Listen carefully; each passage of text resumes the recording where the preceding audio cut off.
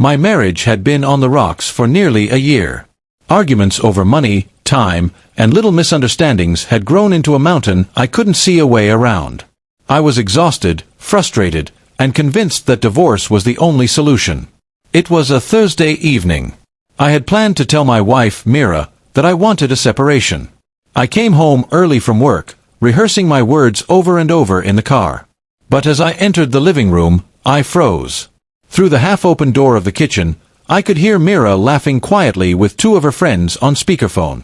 I hadn't intended to eavesdrop, but the timing made it impossible to ignore. "And Arif?" one of her friends asked. "How is he these days?" Mira's voice was soft, almost trembling. He's been stressed, but he's trying so hard. Sometimes I think he doesn't see it himself. He works late, takes care of the bills, and still somehow manages to make sure I'm happy. I don't think I ever tell him enough how much I notice it." I stopped breathing. Every word pierced me, not like an insult, but like a revelation. She continued, "People think I complain a lot, but honestly, I'm so lucky. He's patient, kind, and even when we argue, he never stops caring. I just wish I could be better for him, the way he's been good to me all along." Her words echoed in the room, in my mind, in my heart. All the anger I had built up over months of fights melted into something heavier, something I hadn't expected: shame, gratitude, and sudden clarity.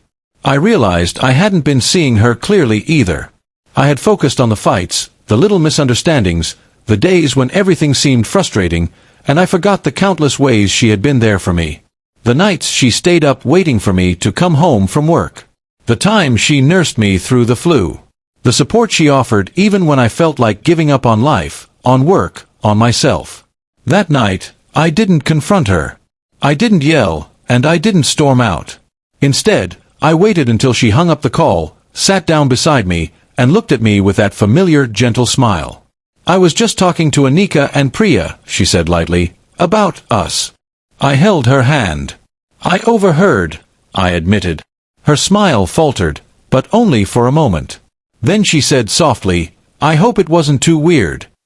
I shook my head. "No. Actually, it changed everything."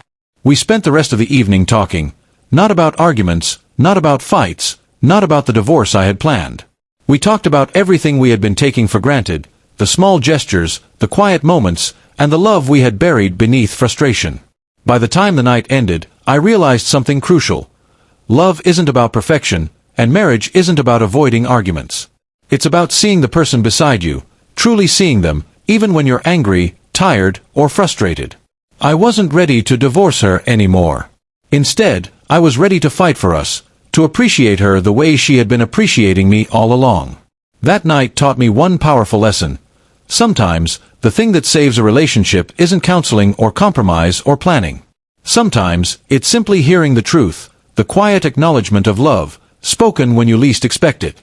And in that moment, I knew I was exactly where I was supposed to be.